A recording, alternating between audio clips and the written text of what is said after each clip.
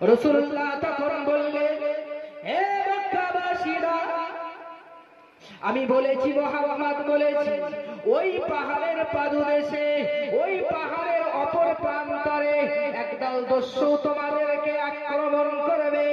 এর চেয়ে বড় মারাত্মক কথা আমি রাসূলুল্লাহ বলবো, এর থেকে বড় ভয়ঙ্কর কথা আমি মুহাম্মদ বলবো।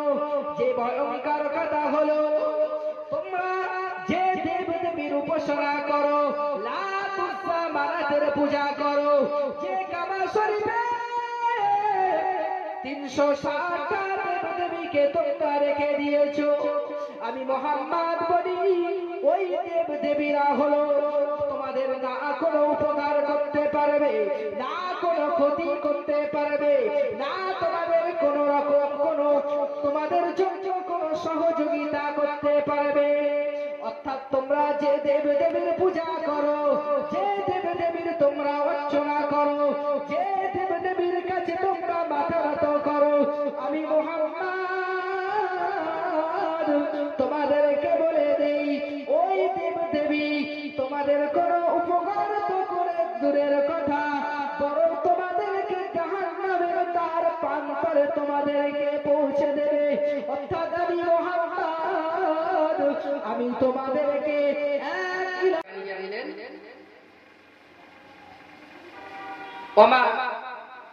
হে আমার নবী, আপনি আপনার নিকটবর্তী আত্মীয়দেরকে ইসলামের দাওয়াত দিন। রাসূলুল্লাহ যখন কি করলেন, তিনি সর্বপ্রথম আবু কুবাইস নামক একটি পাহাড়ে রাসূলুল্লাহ সেখানে দাঁড়িয়ে সমস্ত মক্কাবাসীদেরকে তিনি আহ্বান করলেন।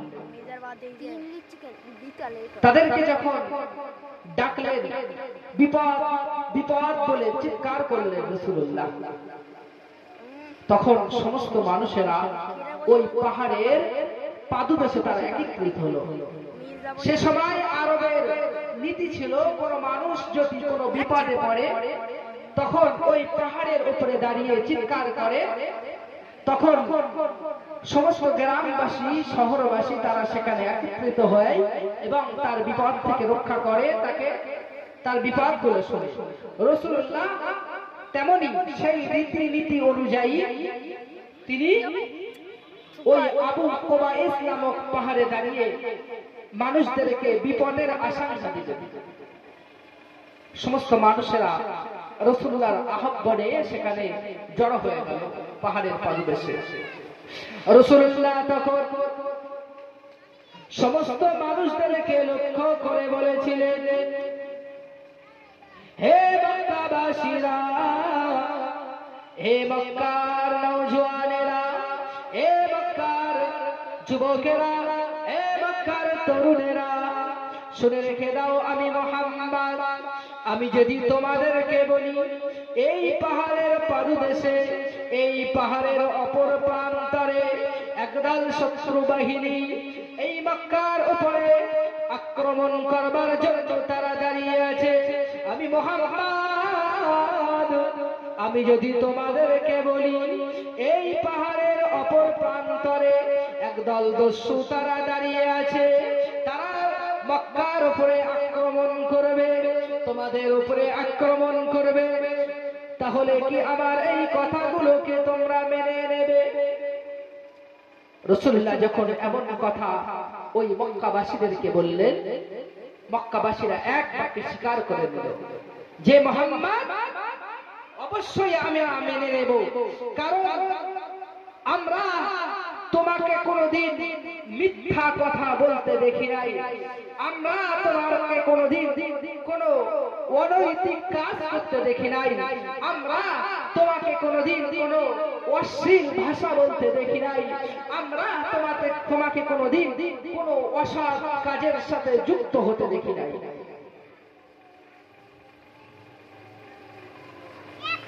অর্থাৎ আপনি যদি বলেন অবশ্যই আমরা মেনে নেব। রাসূলুল্লাহ তখন বললেন, হে মক্কাবাসীরা, আমি বলেছি, মুহাম্মদ বলেছি, ওই পাহাড়ের পাদদেশে, ওই পাহাড়ের অপর প্রান্তরে একদল দস্যু তোমাদেরকে আক্রমণ করবে। এর চেয়ে বড় মারাত্মক কথা রাসূলুল্লাহ বলবো, এর থেকে বড় ভয়ঙ্কর কথা আমি মুহাম্মদ বলবো। যে ভয়ঙ্কর কথা হলো, তোমরা যে দেব-দেবীর উপাসনা করো, লাত উজ্জা মানাতের পূজা করো, যে কাবা শরীফে 360টা দেব-দেবীকে তোমরা রেখে দিয়েছো, আমি মুহাম্মদ বলি ওই দেব-দেবীরা হলো তোমাদের না কোনো উপকার করতে পারবে, না কোনো ক্ষতি করতে পারবে, না তোমাদের কোনো রকম তোমাদের জন্য কোনো সহযোগিতা করতে পারবে।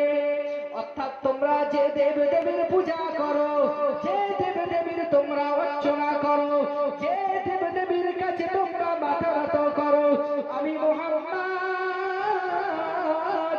তোমাদেরকে বলে দেই, ওই দেব-দেবী তোমাদের কোনো উপকার তো করে দূরের কথা, বরং তোমাদেরকে জাহান্নামের দ্বার প্রান্তরে তোমাদেরকে পৌঁছে দেবে।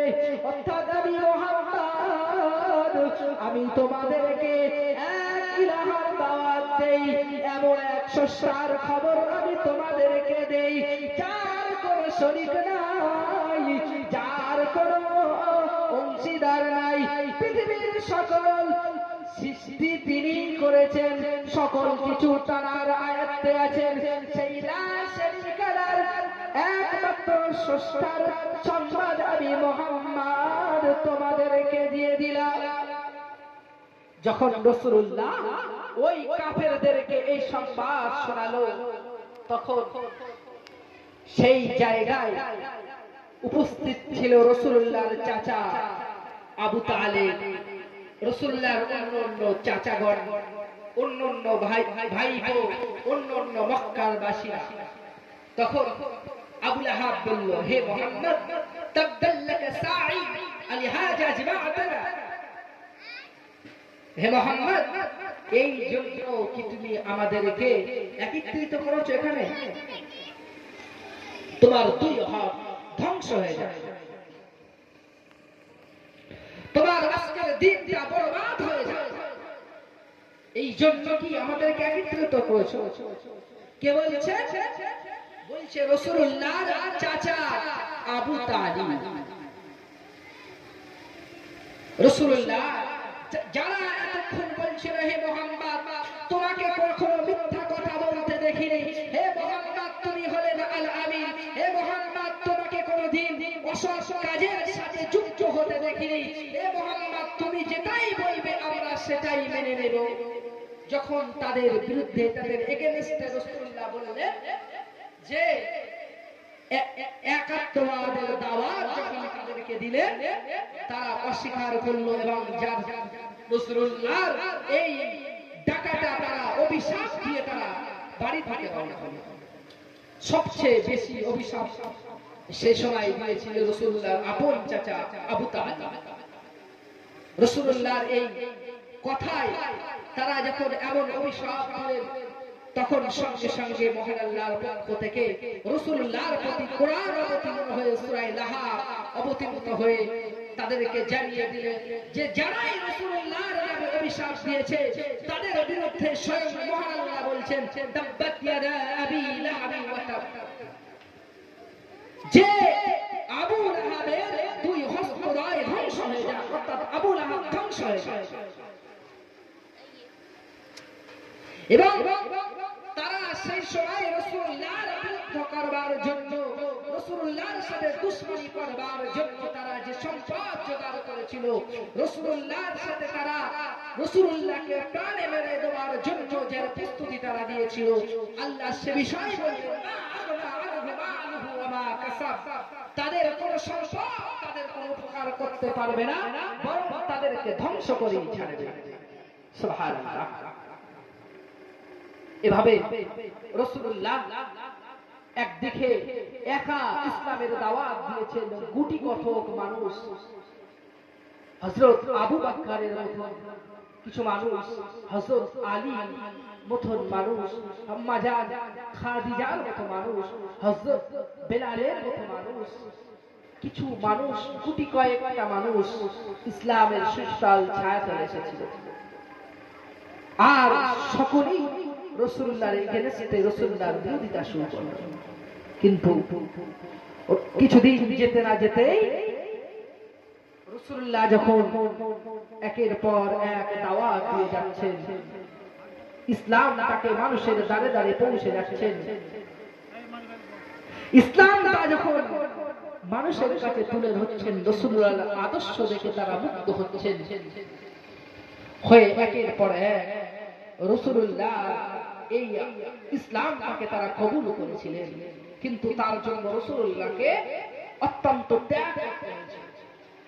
এমন এক সময় চলে গিয়েছিল যখন তারা কোনোভাবেই পেরে উঠছে না, তখন আবু জেহেল, আবু লাহাব, উতবা, শাইবা, উবাই ইবনে খালদ, বিভিন্ন কাফেরের নেতৃত্ববর্গ যারা ছিল,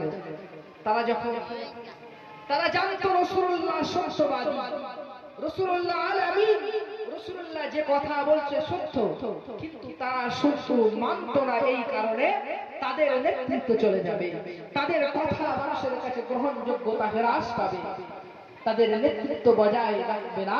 ওই জন্য তারা রাসূলুল্লাহকে নেতা হিসেবে মানত না। অবশেষে দেখা গেল তারা রাসূলুল্লাহ কোনোভাবেই যখন রাসূলুল্লাহকে তারা আটকাতে পারছে না, সেই সময় একদিকে রাসূলুল্লাহ জন্ম হবার পূর্বে তার পিতা পৃথিবীর জমিনে নেই, জন্মের মাত্র কয়েক বছরের মধ্যে নিজের মা পৃথিবীর জমিন থেকে চলে গেল। নিজের দাদার কাছে তিনি লালিত পালিত হচ্ছিলেন। দাদাও মাত্র 8 বছর রাসূলুল্লাহর বয়স তখন চলে গেলেন। তখন রাসূলুল্লাহ মানুষ হচ্ছিলেন রাসূলের একটি চাচা আবু তালিব, এই আবু তালিবের কাছে। কিন্তু বড় দুঃখের বিষয়, আবু তালিব ইসলাম কবুল করেননি, কিন্তু রাসূলুল্লাহকে তারা অনেক ভাবে তারা উপকার করেছে, হেল্প করেছে, কিন্তু দুর্ভাগ্যবশত তারা ইসলামটাকে কবুল করার সৌভাগ্য হয়নি। সেই আবু তালিবের কাছে যখন রাসূলুল্লাহ লালিত পালিত হচ্ছিলেন, রাসূলুল্লাহ সেখানেই যখন আস্তে আস্তে বেড়ে উঠছিলেন, তখন কাফেরেরা চিন্তা করলো কিভাবে রাসূলুল্লাহকে তারা জাহান্নামে মেরে দেবে।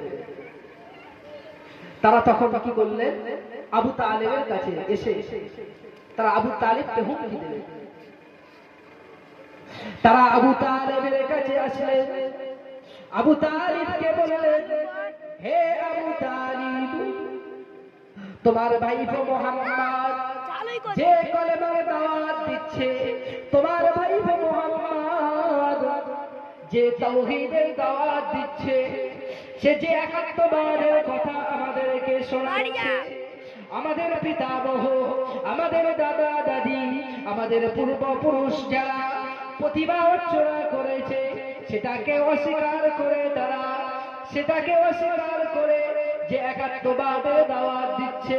এ আবু তালিব, তোমার ভাইপো মুহাম্মদকে যদি তুমি কোনোভাবে বিরত না থাকতে পারো, না রাখতে পারো, তাহলে ওই মুহাম্মদকে আমরা হয়তো কখনো মেরে দেব, কখনো তো দুনিয়ার বুক থেকে সরিয়ে দেব।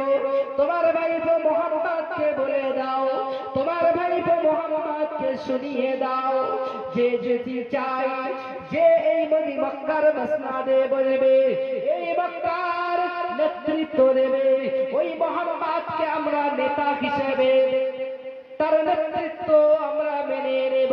ওই মুহাম্মদকে বলে দাও, যদি এই মক্কার সবচেয়ে সুন্দরী নারীকে যদি বিবাহ করতে চাই, তাহলে আমরা ওই মুহাম্মদকে সুন্দরী নারী এনে দেব। ওই মুহাম্মদকে বলে দাও, যদি এই মক্কার জমিনে অনেক সম্পদের প্রয়োজন হয়, আমরা সেই সম্পদ মুহাম্মদকে দেব। অতএব একে আর ওই একাত্মবাদের প্রভুর দাওয়াত দেওয়া যাবে না। আবু তালিবকে তারা এসে হুঁশিয়ারি দিলেন। আবু তালিব বড় বৃদ্ধ মানুষ, তিনি একদিন রাসূলুল্লাহকে ডেকে বললেন, হে মুহাম্মদ, আজকের এই মক্কার কাফেরদের কিছু নেতৃত্ববর্গ তারা আমার কাছে এসে এমন কথা শুনিয়েছে, অর্থাৎ তুমি কি চাও তারা দিতে স্বীকার, কিন্তু তোমার ওই তাওহীদের বাক্য প্রচার করা হবে না। তখন রাসূলুল্লাহর চোখ দিয়ে পানি পড়তে শুরু করলো, অশ্রুগুলো পড়তে শুরু করলো। আল্লাহ রাসূল সাল্লাল্লাহু আলাইহি ওয়াসাল্লাম আবু তালেবকে ডেকে বললেন, হে আমার চাচা আবু তালিব, হে আমার চাচা আবু তালিব, আমি আমার জন্মের পূর্বে আমার পিতাকে হারিয়েছি, জন্মের পরে আমি আমার মাকে হারিয়েছি, আমার জন্মের কয়েক বছর পরে আমি লালিত পালিত হচ্ছিলাম আমার দাদার কাছে, অর্থাৎ আমার দাদাকে হারিয়েছি। এ আমার চাচা আবু তালিব, সেই থেকে নিয়ে আমি আপনার কাছে লালন পালন হচ্ছি, আপনার তত্ত্বাবধানে আমি বড় হচ্ছি। হে আমার চাচা আবু তালিব, তাদেরকে শুনিয়ে দাও, আপনি যদি আপনার দায়িত্ব যদি আমাকে ছেড়ে দেন, তাও বিয়াচ্ছে আমি মুহাম্মদ, আমার এক হাতে যদি আসমানের চাঁদ হাতে তুলে দেওয়া হয়, অপর হাতে যদি আসমানের সূর্য তুলে দেওয়া হয়, আমি মুহাম্মদ সেই তাওহীদের কলেমা, সেই একাত্মবাদের প্রচার আমি কোনোদিন ছাড়ব না। হে আমার চাচা আবু তালিব, যদি আপনার দায়িত্ব থেকে আমাকে ছেড়ে দেন, তাও আমি আমার এই আল্লাহ পাকের পক্ষ থেকে যে ঘোষণা, যার জন্য পৃথিবীর জমিনে আমি এসেছি, এই দায়িত্ব থেকে আমি কখনো মুহাম্মদ পিছু পা হব না। যখন রাসূলুল্লাহ এই অস্ত্র সিদ্ধ চোখে রাসূলুল্লাহ যখন নিজের চাচা আবু তালেবকে এই কথা শুনিয়ে দিলেন, তখন আবু তালেবের মনটা বড় ব্যথিত হয়ে গেল। আবু তালেব তখন সেই বৃদ্ধ বয়সে কাফেরদেরকে ডেকে বললেন, হে মক্কার কাফেরেরা, হে আবু জেহেল, হে আবু লাহাব, হে উতবা, হে সাইবা, হে উবাই ইবনে খালদ, শুনে রেখে দাও, আমি আবু তালেব পুরো হারে দেখে নিতে চাই তোমরা যে মুহাম্মাদের বিরুদ্ধে আজকে ষড়যন্ত্র করছো, যে মুহাম্মাদেরকে পৃথিবীর জমিন থেকে হত্যা করবার জন্য ব্যস্ত হচ্ছো, আজকে তোমরা শুনে রেখে দাও, আমি আবু তালেব হয়তো তার কলেমাটা আমি পড়িনি, কিন্তু আবু তালেব আমি এই পুরো হারে দেখে নিতে চাই মুহাম্মাদের গায়ে কে হাত দেয়, জোরে বলুন সুবহানাল্লাহ। যখন আবু তালেব এই গুরু গম্ভীর আওয়াজ যখন আবু জেহেল, আবু লাহাব, উতবা, সাইবা যখন শুনল, তারা তখন ভয়ে তারা মুহাম্মদকে আর কিছু বলার তারা সুযোগ সাহস তারা পেল না। কিন্তু সেই আবু তালিব বড় দুর্ভাগ্য, রাসূলুল্লাহকে অনেক হেল্প করেছেন। যখন রাসূলুল্লাহকে তারা না পেরে সমাজ থেকে বয়কট শুরু করে দিলেন, মক্কার সমস্ত মানুষদেরকে বললেন, যারা রাসূলুল্লাহর হাতে বায়াত হবে, যারা রাসূলুল্লাহর হাতে কলেমা স্বীকার করবে, তাদের সাথে কথাবার্তা বলা যাবে না, তাদের সাথে লেনদেন করা যাবে না, তাদের সাথে কোনোভাবে সম্পর্ক রাখা যাবে না, অর্থাৎ তাদেরকে একেবারে বয়কট। তখন রাসূলুল্লাহকে তারা বয়কট করে দিলেন, সঙ্গে আবু তালিবকে বয়কট করে দিয়ে রাসূলুল্লাহ সহ তারা শাহাবে আবু তালিব নামক স্থানে এক জায়গায় তাদেরকে বন্দী অবস্থায়, কঠিন অবস্থায় তারা জীবন যাপন শুরু করলো। বছরের পর বছর তারা 1 বছর 2 বছর এইভাবে অতিবাহিত হয়েছে সমাজ থেকে বিচ্ছিন্ন হয়ে। তা এমন তারা খাবার কোনো কিছু না পেয়ে জমিনের ঘাস পাতা পর্যন্ত ভক্ষণ করে তারা টিকে ছিল, শুধু ইসলামটাকে মানুষের কাছে পৌঁছে দিয়েছে।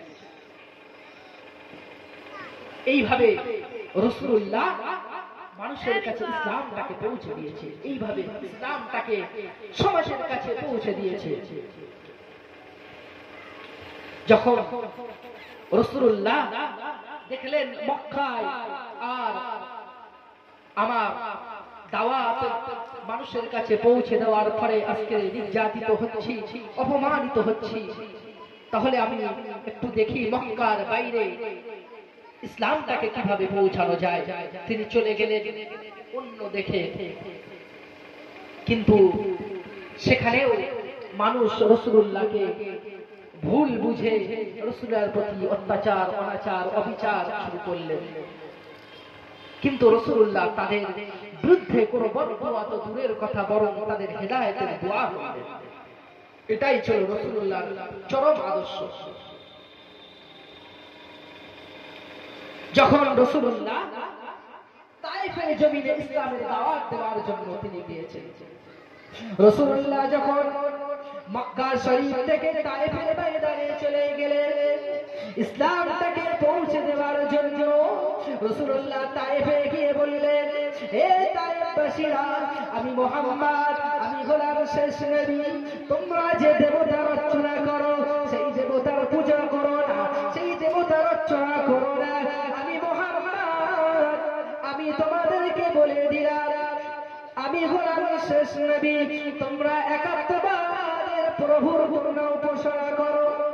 তখন তারা মুহাম্মাদের কথা তো শোনা দূরের কথা, রাসূলুল্লাহর প্রতি তারা ছোট ছোট বাচ্চাদেরকে নিয়ে দিয়ে তারা রাসূলুল্লাহর প্রতি ছোট ছোট বাচ্চাদেরকে পাগল বলে নিয়ে দিয়ে রাসূলুল্লাহর উপরে তারা পাথর বর্ষণ করলো, রাসূলুল্লাহর উপরে তারা ইট বর্ষণ করলো, রাসূলুল্লাহকে পাগল বলে তারা থুতু নিক্ষেপ করলো। আমার রাসূলুল্লাহ ওই তায়েফের ময়দানে বেহুশ হয়ে পড়ে গেলেন। আমার রাসূলুল্লাহ ওই তায়েফের জমিনে বেহুশ হয়ে পড়ে গেলেন। কিন্তু রাসূলুল্লাহর যখন হুঁশ পেয়ে গেল, ফেরেশতারা এসে আল্লাহর রাসূলের কাছে জিজ্ঞাসা করলেন, হে আল্লাহর রাসূল, আজকের তায়েফবাসীরা আপনাকে রক্তাক্ত করেছে, আজকের তায়েফবাসীরা আপনাকে আজকের বড় কষ্ট দিয়েছে, আমরা ফেরেশতারা সহ্য করতে পারছি না। ইয়া রাসূলুল্লাহ, ইয়া হাবিবাল্লাহ, আপনি একবার আমাদেরকে অনুমতি দিন, আমরা পাহাড়গুলোকে উড়িয়ে নিয়ে এসে তামাম তায়েফবাসীদেরকে আমরা জাতার মতন পিছাই করে ধ্বংস করে দেব। হে ইয়া রাসূলুল্লাহ, ইয়া হাবিবাল্লাহ, আপনি আমাদেরকে অনুমতি দিন, আমরা তাদেরকে আমাদের ডানার ঝাপটায় উড়িয়ে দিয়ে তাদের আগুন সাগরে নিক্ষেপ করে তাদেরকে ধূলিসাৎ করে দেব। রাসূলুল্লাহ বললেন, হে আল্লাহর ফেরেশতারা, শুনে রেখে দাও, আমি রাসূলুল্লাহ, আমি পৃথিবীর জমিনে তাদের এই আমার প্রতি যে অত্যাচার করেছে তার প্রতিশোধ নেবার জন্য আমি রাসূলুল্লাহ আসে নাই। তারা আজকে আমাকে চিনতে পারেনি, তারা আমাকে বুঝতে পারেনি, তারা আজকে আমাকে চিনতে পারেনি। আমি রাসূলুল্লাহ, আমাকে তারা না বুঝে আজকের পাথর মেরেছে, আমাকে না বুঝে তারা আমার উপরে থুতু নিক্ষেপ করেছে, আমাকে না বুঝে তারা আমার প্রতি পাথর বর্ষণ করেছে। হয়তো হতে পারে এর পরবর্তী প্রজন্ম তারা ইসলামের সুশীল ছায়াতলে আসতে পারে। হে আল্লাহর ফেরেশতারা, এদেরকে যদি ধ্বংস করে দাও তাহলে ইসলামটাকে আমি কার কাছে পৌঁছাবো? জোরে বলুন সুবহানাল্লাহ। এটাই ছিল রাসূলের আদর্শ। যে তায়েফের জমিনে রাসূলুল্লাহ রক্তাক্ত হবার পরে রাসূলুল্লাহ তাদের এগেইনস্টে বদদুয়া না করে বরং তাদের হেদায়েতের দোয়া করেছিলেন। রাসূলুল্লাহ তায়েফের জমি থেকে ফিরে আসলেন। ফিরে এসে এমন অবস্থায় রাসূলুল্লাহর আপন কন্যা ফাতেমা বলছেন, রাসূলুল্লাহকে দেখে আমি চিনতে পারছি না যে আমার পিতা, তার শরীরটা এমন রক্তাক্ত, এমন তার শরীরের পোশাকগুলো রক্তাক্ত হয়ে গিয়েছে। তারপরে রাসূলুল্লাহ ক্ষান্ত হয়েছেন, রাসূলুল্লাহ বসেছিলেন না, বরং রাসূলুল্লাহ এই দাওয়াতে কাজ একের পর এক দিয়ে গিয়েছেন। রাসূলুল্লাহ যখন দেখলেন মক্কায় তিনি দাওয়াত দেওয়ার জন্য মানুষের কাছে যখন যাচ্ছেন, মানুষেরা কিছু মানুষ তাদেরকে ভুল বুঝিয়ে রাসূলুল্লাহর সম্বন্ধে খারাপ মন্তব্য দিয়ে যেমন রাসূলুল্লাহ থেকে তাদেরকে দূরে রাখার চেষ্টা করছেন, বরং যারা ইসলাম প্রচার করেছে, যারা ইসলামের সুশীল ছায়াতলে এসেছে, তাদের প্রতি অত্যাচার, অনাচার, অবিচার, তাদের প্রতি কঠিনতম কঠিন শাস্তির সম্মুখীন হতে হয়েছে। রাসূলুল্লাহর কাছে হাতে হাত দিয়ে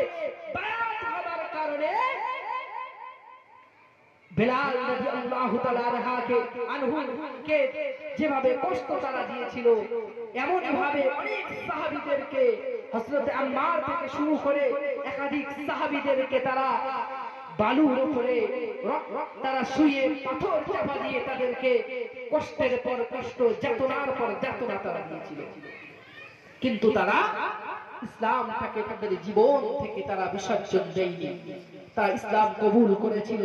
বরং তারা মক্কা ছেড়ে হিজরত করে কখনো তারা আবিসিনিয়ারে, কখনো তারা মদিনাতে, কখনো বা অন্য অন্য জায়গায় তারা গিয়েছিল। কিন্তু তারা ইসলাম পরিত্যাগ করেনি, দেশ পরিত্যাগ করেছে, সন্তান সংস্কৃতিকে পরিত্যাগ করেছে, সম্পদকে পরিত্যাগ করেছে, কিন্তু ইসলামটাকে তাদের জীবন বাঁচিয়ে রেখে তারা ইসলামটাকে ভালোবেসেছে। সেই ইসলাম আমরা পেয়েছি। এক সাহাবী, নাম তার ছিল আব্দুল উজ্জা, যিনি ইসলামকে কবুল করবার জন্য তার জীবনে পাওয়া যায়। আব্দুল উজ্জা ছিলেন একজন এমন এক সাহাবী যিনি ইসলাম গ্রহণ করার পরে তিনি এত এক ধনাত্মবাড়ি ছিলেন, চাচার কাছে তিনি মানুষ হচ্ছিলেন, অনেক সম্পদ তার ছিল, অনেক অট্টালিকা ছিল, অনেক খাদ্য তার ছিল। যখন তিনি চাচার কাছে গিয়ে রাসূলুল্লাহর সম্পর্কে বললেন, চাচা বললেন, খবরদার আব্দুল উজ্জা, খবরদার তুমি যেন মুহাম্মাদের কালেমা পড়ে ইসলাম গ্রহণ করবে না। আব্দুল উজ্জা তখন বলেছিল, আব্দুল উজ্জা চাচার উত্তরে বলেছিল, হে আমার চাচা, আমি মুহাম্মাদের হাতে হাত দিয়ে আমি তো কলেমা পড়ে নিয়েছি।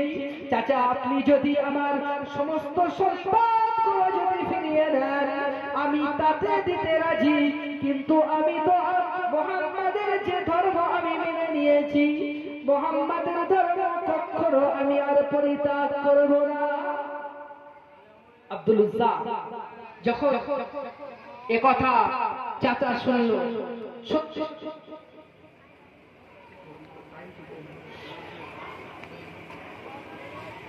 আব্দুল উজ্জা যখন একথা শুনল, আব্দুল উজ্জার চাচা তখন সমস্ত সম্পদগুলো কেড়ে নিল।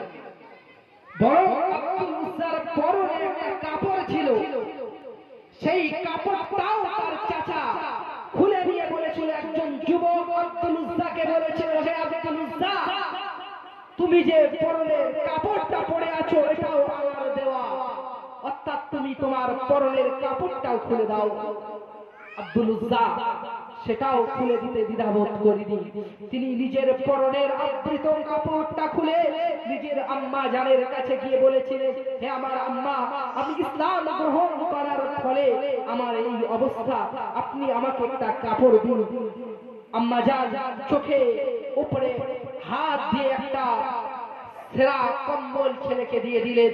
সেই সেরা কম্বল পরে আব্দুল উজ্জা রাসূলুল্লাহর দরবারে হাজির হয়ে রাসূলুল্লাহর কাছে গিয়ে বললেন, ইয়া রাসূলুল্লাহ, ইয়া হাবিবাল্লাহ, ইয়া রাসূলুল্লাহ, ইয়া হাবিবাল্লাহ, আমি আব্দুল উজ্জা, আমি মক্কার জমিনে ইসলামটাকে নিজের জীবনে আমি বাস্তবায়ন করার জন্য আমার সকল সম্পদকে আমি পরিত্যাগ করেছি। আমি আব্দুল উজ্জা নিজের পরিধানের বস্ত্রটাও আমি আমার চাচাকে খুলে দিয়েছি। আমি আব্দুল উজ্জা, ইয়া রাসূলুল্লাহ, ইয়া হাবিবাল্লাহ, আমি আমার পরিধানের কাপড়টাও আমি খুলে দিয়েছি। ইয়া রাসূলুল্লাহ, শুধু কেবলমাত্র ইসলামটাকে আমি কবুল করার জন্য আমার সকল সম্পদ হারিয়েছি, আমার কাপড়গুলো খুলে দিয়েছি। ইয়া রাসূলুল্লাহ, আপনি আমার জন্য দোয়া করুন, আপনি যে আমার জন্য দোয়া করুন ইয়া রাসূলুল্লাহ, আমি যেন ইসলামের উপরে ইস্তেকামাত থাকতে পারি। জোরে বলুন সুবহানাল্লাহ। যখন রাসূলুল্লাহ আব্দুল উজ্জার কাছে এই কথা শুনলেন, রাসূলুল্লাহ তখন বললেন, হে আব্দুল উজ্জা, আমি তোমাকে আজকে থেকে নাম দিয়ে দিলাম, তোমার নাম আব্দুল উজ্জা নয়, তোমার নাম হলো আব্দুল্লাহ যুল বাদাদাইন। জোরে বলুন সুবহানাল্লাহ। সেই আব্দুল্লাহ জুল বাদাদাই ইসলাম তাকে কবুল করেছিলেন। কবুল করার পরে রাসূলুল্লাহর হাতে হাত দিয়ে বায়াত হওয়ার পরে সব কিছুকে পরিত্যাগ করার পরে তখন তিনি রাসূলুল্লাহর কাছে থাকতেন আহলে সুফফাদের সাথে। আহলে সুফফাদের সাথে জীবন যাপন করার পরে একদিন রাসূলুল্লাহ একটা যুদ্ধের জন্য মানুষকে বললেন যে আজকের একটা যুদ্ধের জন্য তোমাদেরকে প্রস্তুতি নিতে হবে এবং তোমাদের সম্পদ থেকে তোমরা কিছু কিছু করে দান করো, এই যুদ্ধের জন্য কিছু সম্পদ। তখন সাহাবীরা কি করলেন, সেই যুদ্ধের জন্য তারা তাদের সম্পদ থেকে দান করতে শুরু করলেন।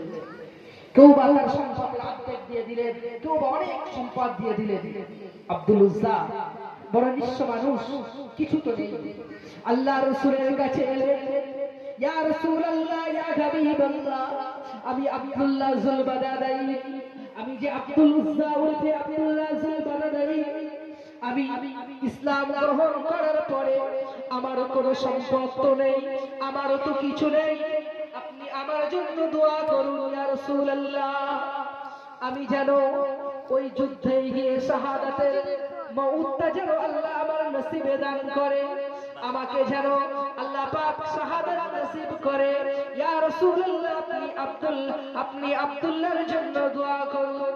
আল্লাহ রাসূল সাল্লাল্লাহু আলাইহি ওয়াসাল্লাম আব্দুল্লাহ জুল বাদাদাইকে বলেছিলেন, হে আব্দুল্লাহ জুল বাদাদাই, আমি রাসূলুল্লাহ, আমি আব্দুল্লাহ জুল বাদাদাইয়ের জন্য দোয়া করে দিলাম, তোমার জন্য কাফেরদের জন্য, তোমার রক্ত কাফেরদের জন্য হারাম করে দিলাম। জোরে বলে বল সুবহানাল্লাহ। তখন আব্দুল্লাহ জুল বাদাদাই বললেন, ইয়া রাসূলুল্লাহ, আমি চাইছি যুদ্ধের ময়দানে গিয়ে শহীদ হব, আর আপনি আমার রক্ত কাফেরদের জন্য হারাম করে দিলেন। তখন রাসূলুল্লাহ বললেন যে, হে আব্দুল্লাহ জুল বাদাদাই, যদি তোমার মৃত্যু অন্য কোন কারণেও হয়, যদি এমনকি জ্বরেও হয়, তারপরেও তুমি শাহাদাতের মর্যাদা পাবা। সুবহানাল্লাহ। সেই আব্দুল্লাহ জুল বাদাদাই রাহমাতুল্লাহ আলাইহি রাদিয়াল্লাহু তাআলা তিনি সেই যুদ্ধের ময়দানে গেলেন, শহীদ হলেন। কিভাবে? তিনি কিছুদিন জ্বরে অসুস্থ হবার পরে তিনি ইন্তেকাল করলেন। রাসূলুল্লাহর কাছে যখন খবর পৌঁছালো, রাসূলুল্লাহ তখন সেই আব্দুল্লাহ জুল বাদাদাইকে দাফন করবার জন্য তিনি প্রস্তুতি নিলেন, নিজে কবরে নামলেন। রাসূলুল্লাহ নিজে হাতে দাফন করলেন। সাহাবীরা আফসোস করে বলছিলেন যে আজকের আব্দুল্লাহর লাশ না হয়ে যদি আজকের ওমরের লাশ হতো, যদি আব্দুল্লাহর লাশ না হয়ে এটা আমি উসমান আমার লাশ হতো, আমি ওমর আমার লাশ হতো, বড় সৌভাগ্যবান হতাম। রাসূলুল্লাহ সেই আব্দুল্লাহ জুল বাদাদাইকে দাফন করে আল্লাহর কাছে বললেন, আল্লাহ, এই আব্দুল্লাহর প্রতি আমি তার মৃত্যু পর্যন্ত খুশি ছিলাম, তার এই কবরে দাফন করে দিলাম, আপনিও তার প্রতি খুশি হয়ে যান। এটাই ছিল ইসলাম, এটাই ছিল তাদের ত্যাগ। রাসূলুল্লাহ তাদের জন্য, তারা রাসূলুল্লাহর জন্য যেমন তারা জীবন দিয়েছে, রাসূলুল্লাহ তাদেরকে জান্নাতের সার্টিফিকেট দিয়েছে। কিন্তু দুর্ভাগ্যবশত আমরা ইসলামটাকে পেয়েছি আমাদের পিতৃসূত্রে, ওই জন্য ইসলামের গুরুত্ব আমরা বুঝি না। আমাদের কিছু ত্যাগ করতে হয় না, আমরা সময়টাকে ত্যাগ করতে পারি না রাসূলুল্লাহর জন্য, সম্পদের ত্যাগ করতে পারি না, জীবনে রাসূলুল্লাহ রেখে যাওয়া আদর্শগুলো জীবনে বাস্তবায়ন করতে পারি না। ওই জন্য আমাদেরকে ইসলামটাকে যদি মূল্যায়ন আমাদের করতে হয়, তাহলে আগে রাসূলুল্লাহকে ভালোবাসতে হবে, রাসূলুল্লাহ রেখে যাওয়া নীতি আদর্শটাকে আমাদের জীবনে বাস্তবায়ন করতে হবে, রাসূলুল্লাহর তরিকাটাকে আমাদের জীবনে সবচেয়ে বেশি প্রাধান্য দিতে হবে। তাহলেই আমরা রাসূলুল্লাহকে ভালোবাসা মানে ইসলামটাকে ভালোবাসা, আর ইসলামটাকে ভালোবাসা মানে স্বয়ং আল্লাহকে ভালোবাসা, আর আল্লাহকে ভালোবাসা মানে আপনার জন্য জান্নাত হবে আপনার গন্তব্য, আপনার ঠিকানা। আমি কত বলছি? আজান দিচ্ছে, আজান দিচ্ছে, আজান দিচ্ছে, টাইম হয়ে গেছে।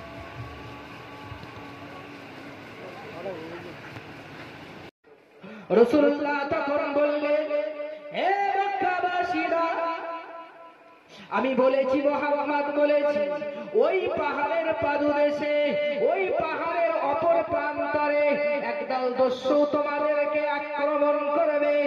এর চেয়ে বড় মারাত্মক কথা আমি রাসূলুল্লাহ বলবো, এর থেকে বড় ভয়ঙ্কর কথা আমি মুহাম্মদ বলবো। যে ভয়ঙ্কর কথা হলো, তোমরা যে দেবদেবীর উপাসনা করো, লাত উজ্জা মানাতের পূজা করো, যে কাবা শরীফে 360টা দেবদেবীকে তোমরা রেখে দিয়েছো, আমি মুহাম্মদ বলি, ওই দেবদেবীরা হলো তোমাদের না কোনো উপকার করতে পারবে, না কোনো ক্ষতি করতে পারবে, না তোমাদের কোন রকম তোমাদের জন্য কোনো সহযোগিতা করতে পারবে। অর্থাৎ তোমরা যে দেবদেবীর পূজা করো, যে দেবদেবীর তোমরা অর্চনা করো, যে দেবদেবীর কাছে তোমরা মাথা নত করো, আমি মুহাম্মদ তোমাদেরকে বলে দেই, ওই দেবদেবী তোমাদের কোনো উপকার তো করে দূরের কথা, বরং তোমাদেরকে জাহান্নামের তার প্রান্তরে তোমাদেরকে পৌঁছে দেবে। অর্থাৎ আমি মুহাম্মদ, আমি তোমাদেরকে